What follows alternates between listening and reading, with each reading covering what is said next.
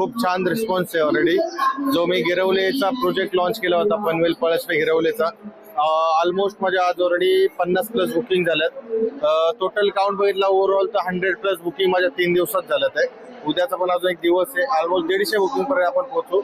आणि special thanks BNM केड आहे रायगड आणि थँक्स टू मीडिया टीम.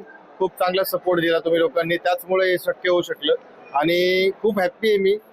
जे प्राईम तर्फे तुम्हा सर्वांचं मी अभिनंदन करतो की तुम्ही सर्वांनी हा सपोर्ट केला, त्यामुळे मी हे शक्य होतं 100+ बुकिंग.